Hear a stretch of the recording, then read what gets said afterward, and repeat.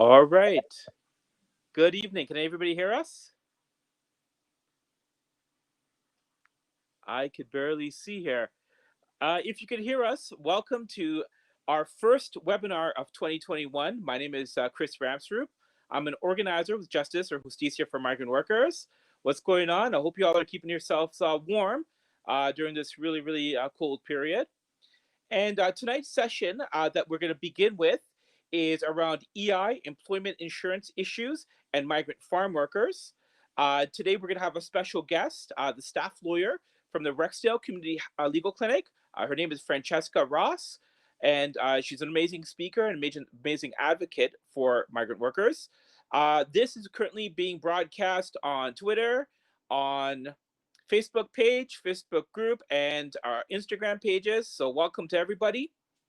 So before we begin the agenda, we're going to have the land acknowledgement. I'm going to do a brief overview of the employment insurance history and why it's important to us.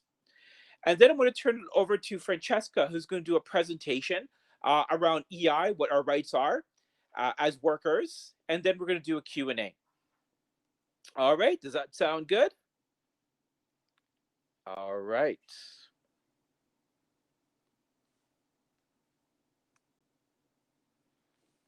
So first with the land acknowledgement, Toronto, where this webinar is taking place, is in the dish with one spoon territory. The dish with one spoon is a territory between the Anishinaabe, Mississauga, and Haudenosaunee that bound them to share the territory and protect the land. Subsequent indigenous nations and peoples, Europeans and all newcomers have been invited into this treaty in the spirit of peace, friendship, and respect. We always remember that we are on stolen land. Now, the reason why we're doing tonight's topic, it comes out of the experiences with the migrant farm workers, and particularly the workers. We want to start off with what's happening with the Trinidadian workers. But before we get to today's context of what's happening in 2021, we wanted to spend a few minutes to talk about the history. And I'm going to be very brief. I'm going to highlight 4 or 5 issues. A lot of times when we think about migrant farm workers, a lot of times when we think about employment insurance, we think that the government of Canada gave that to workers, that it was based on benevolence. As you can see with the first slide there, I'm going to go quite quickly through some of this stuff. Unemployment insurance, or employment insurance as it's known today, derived from workers' struggles. In the 1930s, during the Great Depression, workers in relief camps in British Columbia came together angry and outraged about their conditions. They were forced to work to basically build infrastructure, but were provided with very poor working and living conditions. So in 1933, they formed a relief workers union. In 1934, they had their first strike for 2 months. Government promised to negotiate. Government tried to screw them over. And then they had another strike. And they realized that it was important to get to the House of Power, which was in Ottawa. So these group of workers organized something in history that we call the On to Ottawa Trek. So groups of workers were trying to get to Ottawa to demand for proper unemployment insurance. By the time they got to Regina, Saskatchewan, they were stopped by the RCMP, so they never fully made it. But the legacy of their struggle and the legacy of their protests led to the emergence of the unemployment system, UI, which was the first system was developed in 1940 and provided basic unemployment insurance for a smaller portion of the population. In 1971, this is where we saw the introduction of the UI Act, and we saw more of a universal system where all workers were included. There was expanded benefits, and we saw the introduction of special benefits, which were maternity and parental benefits. Now, for our purposes, South Asian and East Asian farm workers, they came together under the banner of the Canadian Farm Workers Union in the 1980s. And they were saying, well, hold on for a second. Seasonal workers, the bastion of fisheries and agricultural workers, were treated very differently from the system. And as such, they needed changes to better reflect their realities. So from the period of 1981 to 1983, they organized different lobbying different actions to highlight the injustices facing seasonal workers. In 1985 1986, they organized mass protests across British Columbia to demand change. They had a small victory in 86 and 87, and in 89, they continued to push back against any form of cuts from the conservative government at that time around UI, or unemployment insurance benefits. You can read the slides in more detail, and we'll definitely send it to y'all. In the 1990s, what we saw was a change from the unemployment system to the employment insurance scheme. And we have to remember, too, that the money that's been funded by the system is from workers and bosses. So workers have put in hundreds of millions of dollars into the system.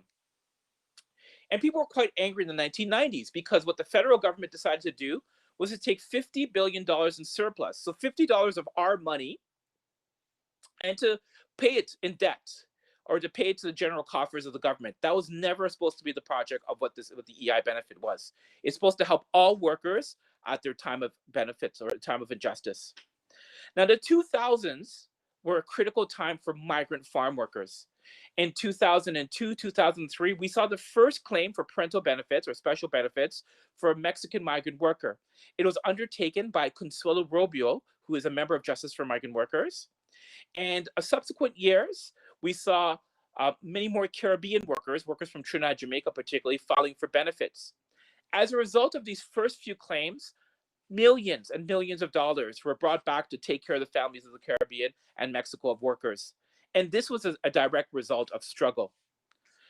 In the meantime, we saw more workers claiming these benefits.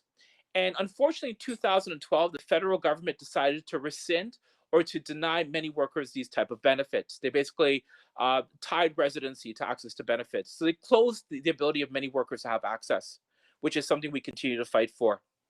There was a big legal case called De La Cruz, which provided some restoration of benefits to help some workers out. And throughout this time, groups like Justice for Migrant Workers and migrant worker advocates and unemployed workers advocates across Canada were pushing for the restoration of these benefits. Now, it gets us to 2020 and this crisis facing the Trinidadian workers. This is the first time in history of the entire program for close to 80 years that migrant farm workers in a large group of 400 workers were able to access regular benefits. And this once again, it comes through a long period of struggle of 80 years of workers calling for changes. And to conclude my section, we believe that all workers, including migrant farm workers, so these are our demands. This is what we say to the government of Canada, what needs to change. So it doesn't mean the government's doing it yet, but this is our vision of what should happen. Number one, all workers who pay in the system should have access to these benefits in their time of need, whether they're in Canada or in their home country. We have an agreement with the United States when unemployed Canadians or unemployed Americans are facing times of trouble, that those people can get benefits. We're saying develop a program for workers in the Caribbean, Mexico, similar to that. Number two, it's about ensuring and restoring the access to parental benefits or baby benefits that workers lost.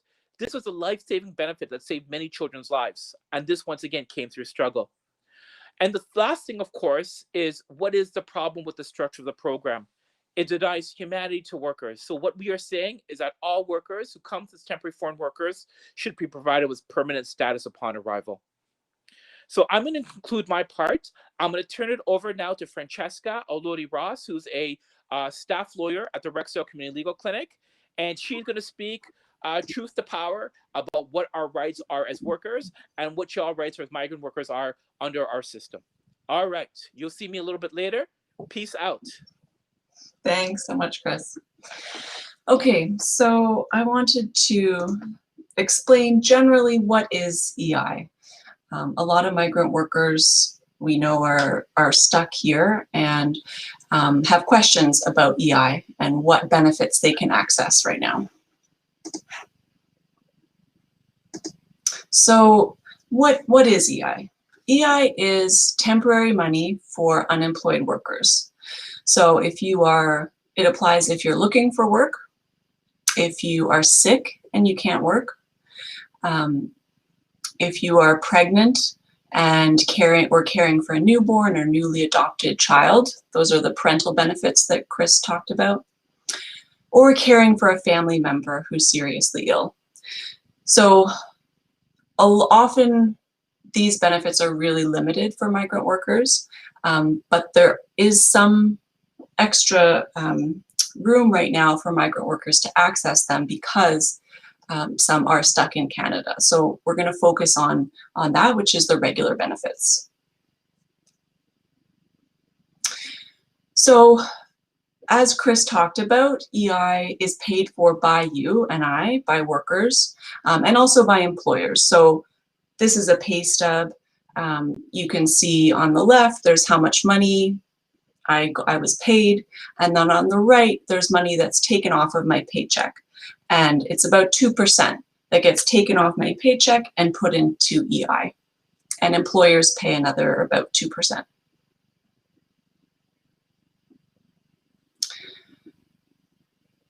So regular benefits, how do I know if I qualify? There's special rules in place right now because of COVID and because there's so much unemployment. So I'm going to focus on those. So first, to get EI regular, you need to have worked and paid into EI in the last year.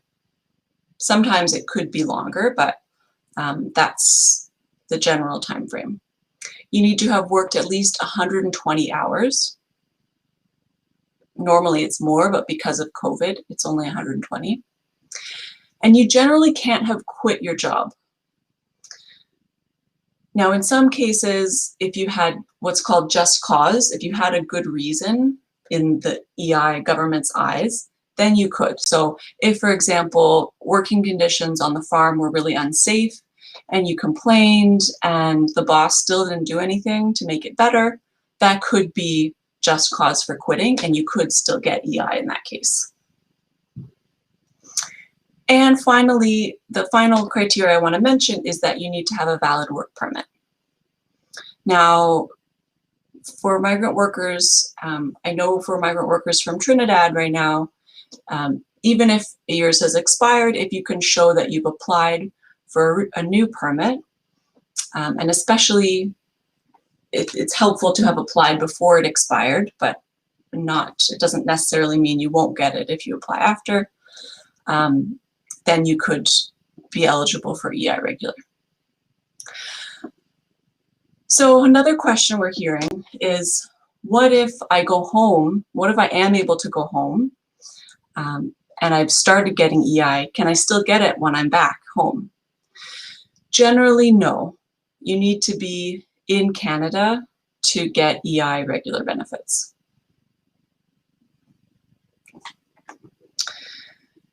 How do I apply? That's a question, a lot of people migrant workers have never dealt with EI before because access is so limited, as Chris was talking about. But if you do need to apply, the quickest way is online. That's the link that you would need to follow at the Government of Canada's website. You'll need your social insurance number, and you can find that when you first came to Canada, you would have had to apply. It's a 9-digit number. Your number probably starts with a 9. Also, if you filed taxes, the number should be on your tax return. You'll also need your mother's maiden name, your address, and some other information about your employer and all the places you've worked in the last year. Once you start the application, so if you go back yet, you'll be sent an access code in the mail. It's a 4-digit number that you need to finish the application online. And you'll need to mail certain documents to Service Canada to confirm you're eligible, like your work permit or visa. And you should apply as soon as possible after you stop working.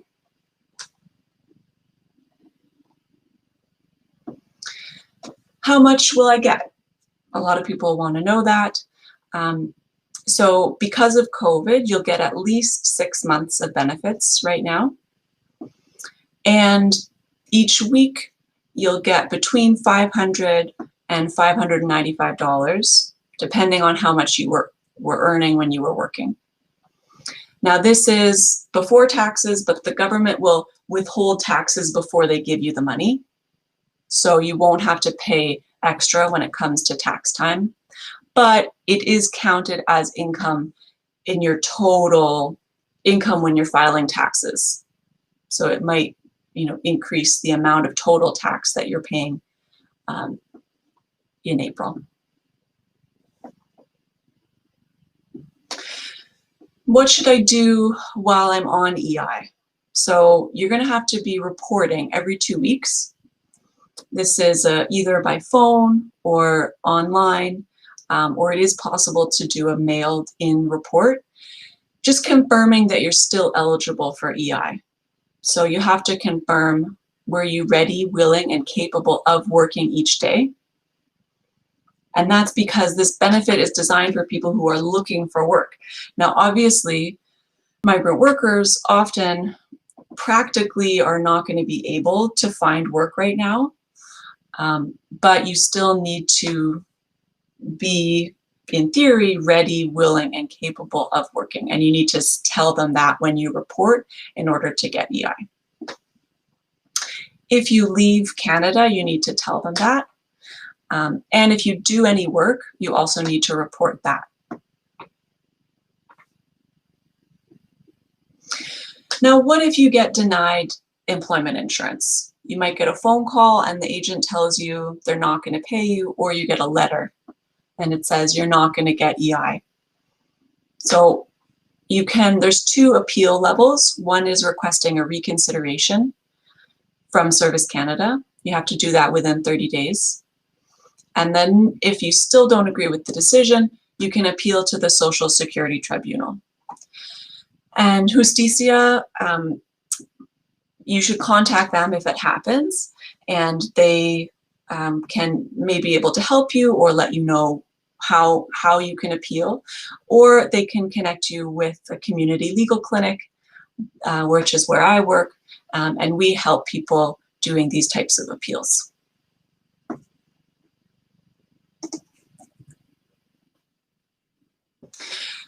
Now, how long does it take to get paid? I know some people have applied and then they don't get paid and they're not sure how long they should be waiting.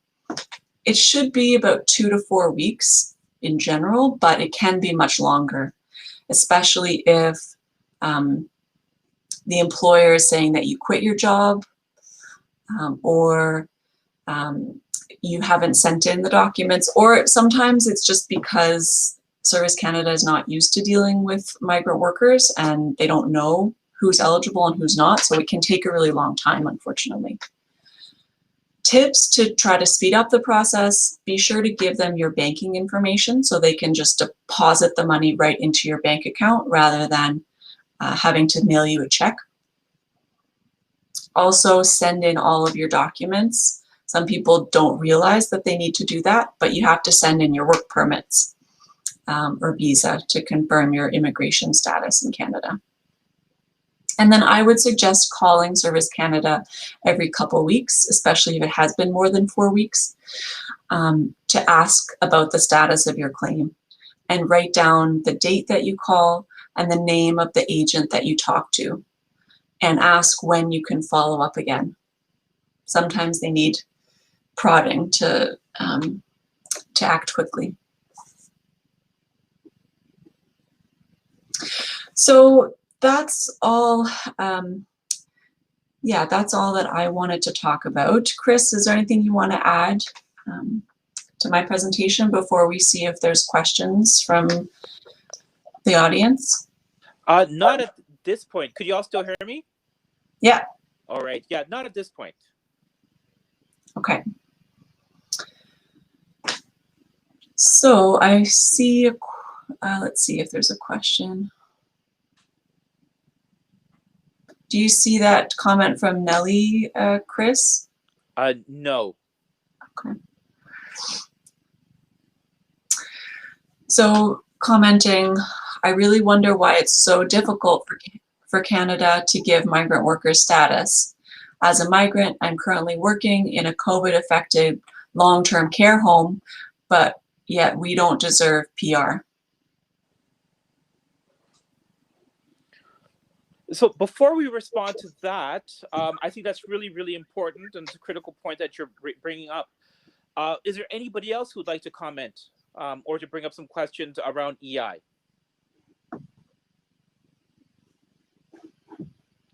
Think at the top of the screen, you can see a website where you can go to ask questions. It's slides.app.goo.gl and KGUDF.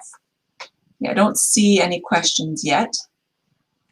So Chris, do you want to? Mm-hmm. Yeah. Yeah. So it's just like, and this is our interpretation. The reason why we exist as a volunteer activist group is to push for changes. So with the denial or the exclusion for EI and many other social entitlements or benefits that many people should deserve, we think that migrant workers should come as permanent residents. It is not fair that migrants and immigrants and working class communities are bearing the brunt of this COVID crisis. And while we are in a crisis, this is also a critical point where we come together and we raise our voices to try to push for changes. This is what many of us have been doing for a long time. And it's even more important now through the different venues that we have, whether it's through car caravans or community delegations or using these different social media platforms to keep raising our voices. And part of the demand around permanent status, how it came about, it's a long history, and there's two aspects of this history. So the most recent is that the caregivers, the live-in caregivers, who are many of us are our allies, they had raised concerns because they're provided with a pathway to residency system. In the time that they're waiting to become permanent residents, many caregivers have raised concerns that there's a carrot and stick approach while waiting for permanent status. They would face abuse. They could also be denied the ability to live here as equals as permanent residents. And in many cases, many workers would not actually get their permanent residency because they wouldn't fulfill the requirement. So learning from the experience that a pathway system is never beneficial for the workers who have to endure being tied to one employer. That's number one.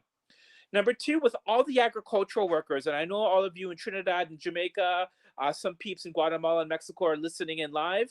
So sending a massive love and shout out to y'all. Before the introduction of the season agricultural worker program in 1966, uh, the people that used to work here, whether it's the Dutch, many of the Dutch farm workers have become farm owners or farm bosses, and the Polish, who also came before the Trinidadian Jamaican workers, they did not have any restrictions. They didn't have, were not tied to an employer, and they were they were not denied access to permanent residency. It's only when the country of origin and the color of the skin changed is that we made these requirements that somehow they did not deserve to belong here in Canada. So we're fundamentally saying that we cannot ignore the role of race and racism in our immigration laws, and we also have to value the important skills that whether you're a farm worker or a caregiver or working in a long-term home, you're providing such an essential service, and as essential workers, you deserve to be treated with respect and dignity. Thanks, Chris. There's a couple other comments and questions I'll throw out. So one, after all these years of seasonal work, and we know some workers come back for 20 seasons, why can't migrant workers get permanent residency? So we're going to be doing later on. So I forgot to mention in the beginning. This is our first trial and error. We've never done anything through this before, through these different platforms at the same time.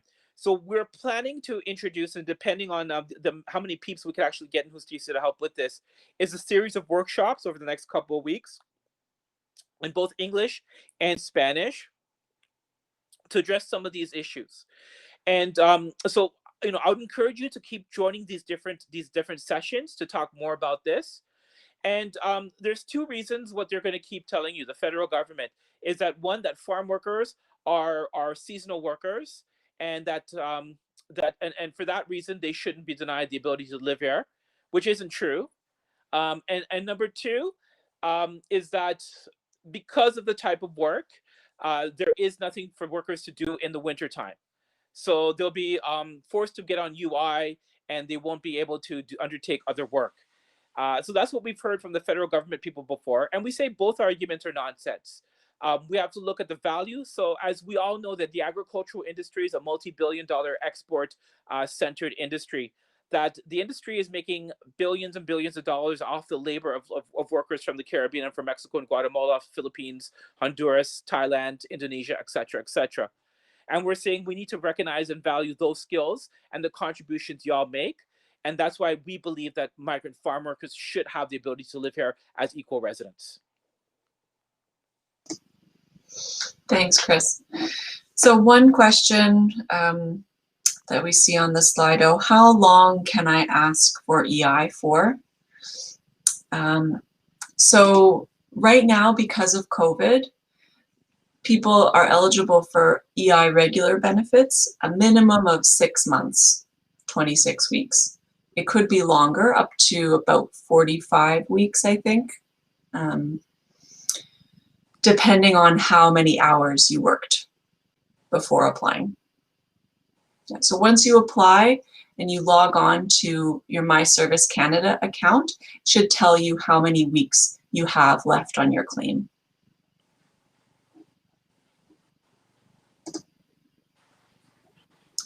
And another question, how could applying for EI affect my stay in Canada as an international worker looking for a job?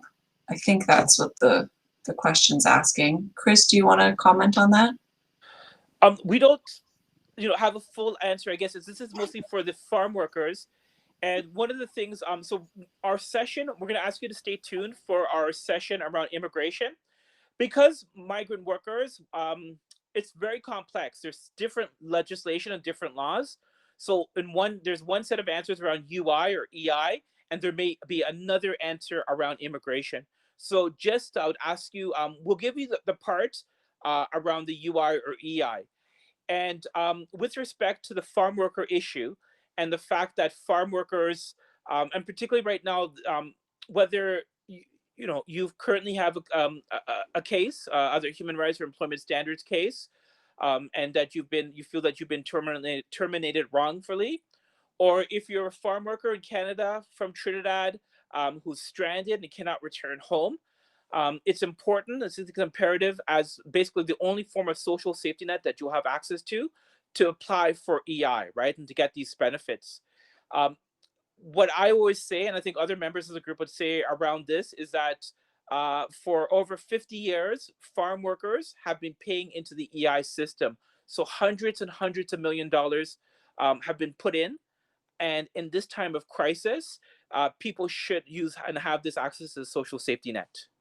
Now, around if you're a non-farm worker, I'm going to encourage you to seek legal help around immigration issues, or to turn back in a couple of weeks when we have an immigration lawyer who could speak about that particular issue around immigration, if you're looking around access to residency.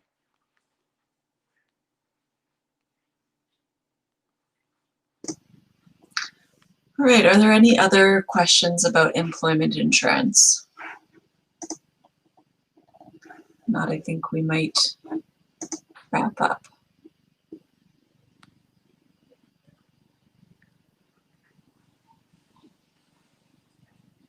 I have one here. All right, so I'm getting people to people are oh sorry.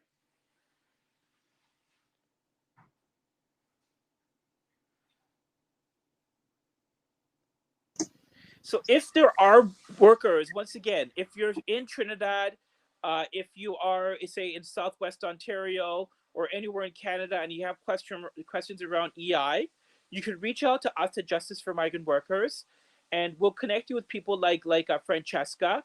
And we've also been putting pressure on the federal government to raise particular issues that workers are facing. So definitely you can reach out to us privately on Facebook, Facebook Messenger, email, Instagram, or messages on Twitter.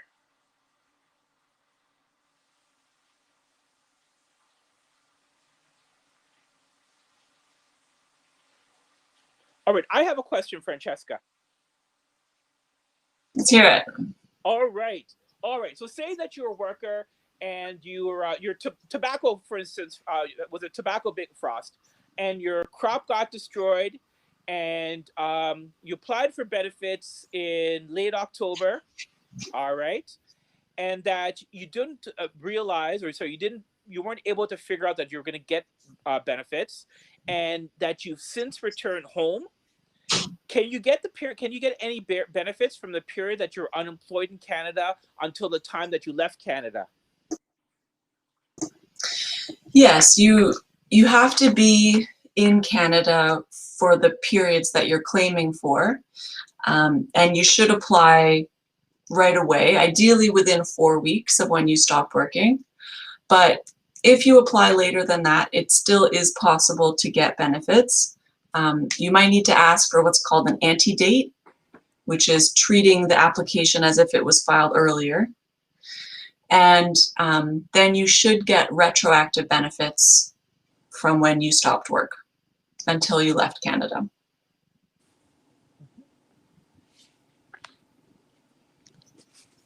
Any other burning questions, Chris? There's always burning questions. Always, always. Nobody else?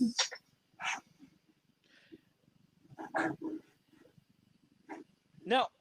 I've paid into the system, and I've paid in the system. I've been coming to Canada on the farm worker program for 30 years. And in my time of need, I haven't been able to get access to EI regular benefits. What is the reason for that? And I've been coming to Canada and going for over 30 years. Well, I think you answered your own question earlier this evening, Chris.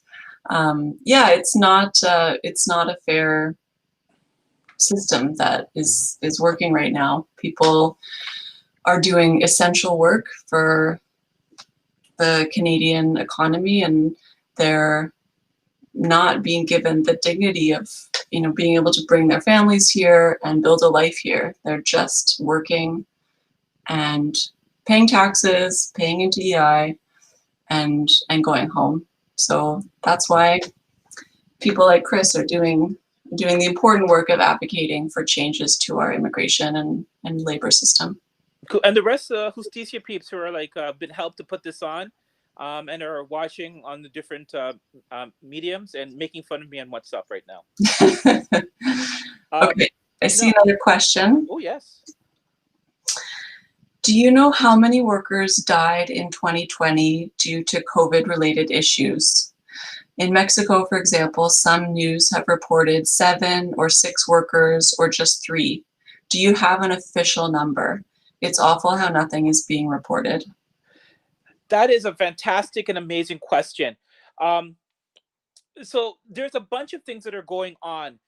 There is an absence of reporting. So in Ontario, and so for people across the world who are watching right now, the province of Ontario has different laws as opposed to other provinces when it comes to workplace outbreaks.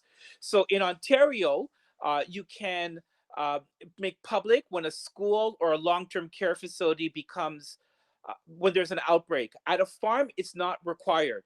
So many times, the only way that we're finding out about when workers are getting sick or when workers are passing away is through word of mouth. That is the primary source. And so when there was data being collected, we estimate that there's about 2,100 people to 2,200 people in Ontario who have had COVID virus. These are farm workers, both Canadian and migrant farm workers. We know of 3. It is very possible there's more and there's underreporting, but we just simply don't have that information because it has not been made public. And the data information that local health units used to collect is also not being shared. And I would suggest that the Auditor General for Ontario published a report about a month ago, and it looked at about the absence of oversight, right, from the medical officer of Ontario around agricultural workers, and the way that very little was done to provide protections. And just as we all know, and for anybody who's watching in the Southwest Ontario right now, shout out to y'all.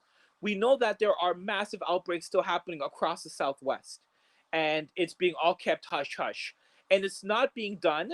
Um, for us as Justice for Migrant Workers, we don't want any further persecution of the workers who have the virus.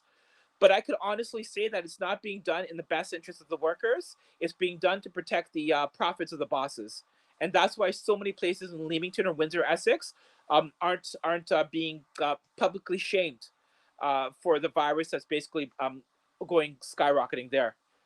If whoever to ask that question, that is such an important question. If you're hearing more information or different information that you could share with us, we would really appreciate this. We are receiving words about other workers who have passed in Ontario for other multiple reasons. We don't have enough information yet. We're still in the process of gathering details. We don't believe those are COVID related, but we're trying to determine these other people who've come forward to us. So officially, only 3 workers have been deemed to have died of COVID related. But I don't think we should count out. It's very possible, but we don't have the proof that other people could have gotten sick. Thanks, Chris. One more question I'm seeing. If I haven't found a job since October, can I still apply for EI? Is there any limit on weeks that for the benefit for a single person? So I can answer that. Yeah, so if you became eligible for employment insurance in October, so you lost your job and it wasn't because of misconduct and it wasn't because you quit without a good just cause, then you can apply for EI. You may get less than if you'd applied earlier. You should explain that if you're a migrant worker, if this is your first time ever applying for EI, that you just found out about it. If you did ever try to find out about benefits that existed, if you called Service Canada, anything to show that you had an intention to apply earlier. And then in terms of the number of weeks that you can get, like I said, it's a minimum of 26, and it could be up to around 45, but it's not unlimited. So I just want to follow up, Francesca. So right now, the qualification period, could you remind us what it is? How many hours do we need? You only need 120 hours right now. All right. And do we have any idea how long that's going to continue till? Right now, they've said it'll be until September 2021. We'll have to see where we're at with the virus at that time. It's possible it could be extended. Okay. For the person who just asked about October, if you are an agriculture worker, contact us. If you are a former tobacco worker who had a frost and in October, also contact us immediately. Okay, another question. Is there a pandemic bonus for workers who came to work this year from out farmers? So the question is there essential pay? So that's an excellent question. On most farms, and I won't say overwhelming, but I'm sure the majority of farms, there was no increase in pay during the pandemic. Groups like ours and many other organizations were pushing both the provincial and the federal government to provide pandemic pay, but neither level of government moved a finger to help agricultural workers. Interestingly enough, there's a lot of employers that did provide or did receive the wage subsidy. If you go to the CBC website, you're going to see they have a detailed list for employers that received the wage subsidy. And you may want to check in to see if your boss received money from the federal government. All right. If there aren't any other questions, then do you want to wrap up?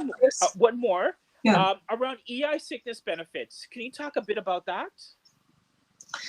So EI sickness benefits are for people who are incapable of working due to an illness.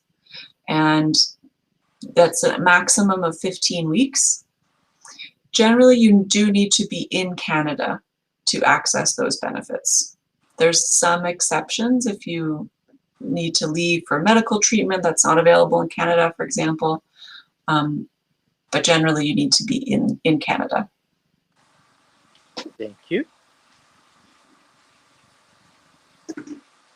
All right, any other questions? Just a reminder, if you are Facebook friends with me, you could send me a message on Messenger or on WhatsApp. And I'll try to, give me 1 second.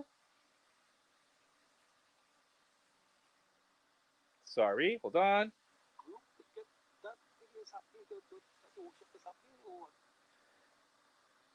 I'm just checking. I received a few messages. All right, for any workers who joined late, we will have this recorded, so you'll be able to check this out at a later time. And the last question I'm seeing, can farm workers become residents in Canada? So we're going to ask you to join in when we have immigration lawyers come to speak about those issues. So before going on, I want you all to be very, very careful that a lot of times people are going to say, they're going to be like, give me some money. I'm going to hook you up with somebody who's going to, give you access to residency. So be careful of scams. There's lots of scams when they're dealing with farm workers or other precarious workers. So the farm worker programs were not set up. The idea was for always to have workers temporary to return home to the Caribbean and to Mexico with the seasoned agricultural worker program. We're going to have somebody next couple of weeks talk about a few different pilot projects, the provincial nominee program, the agri-farm pilot project program.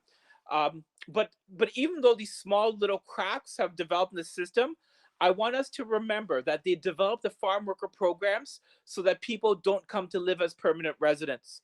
And that's what we're trying to change, right? And this has been a long battle. Many of us have been involved in this for 20 years, and it's going to be continue to be a long battle, because what we want to do is, and what we're asking all of us to do, is to ensure that Canadians and the bosses and the Canadian government value the sacrifices and the labor that you produce to make us survivors of society.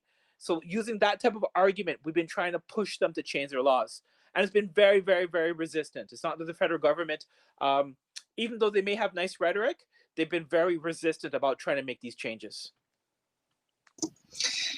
Okay, and finally, people want to know, Chris, how do they contact you? I think specifically this person was asking about the last question, maybe tobacco workers or... All right, so there's numerous ways. You could join our Facebook page. Y'all could reach out to us. You can reach out to me on WhatsApp.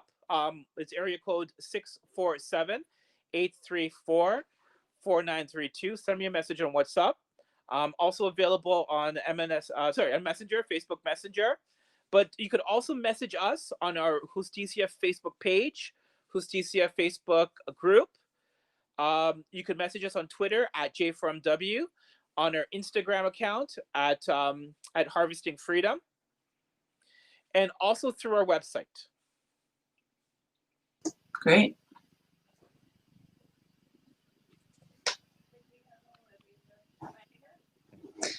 Hi, Chris. What about the health card? Health card. We just had a question, a last minute question on health cards. Okay, currently in Ontario, we're going to have another discussion about health cards at a later date.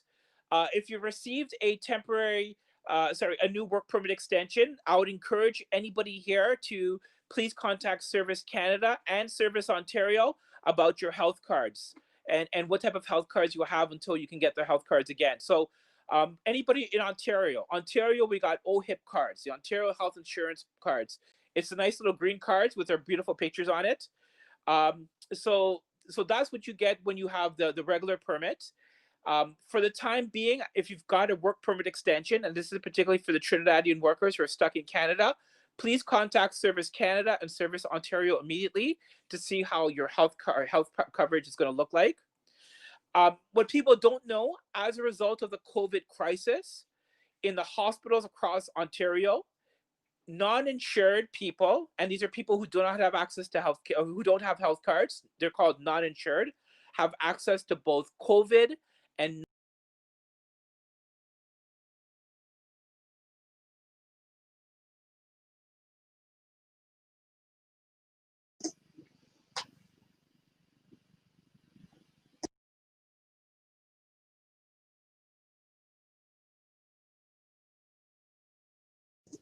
Okay, I think we lost Chris, but tune in for another workshop soon from Justicia, where they'll talk more about health cards. And you can ask any questions that you have, send those to Justicia, and they can follow up on social media with more information. Okay, I think,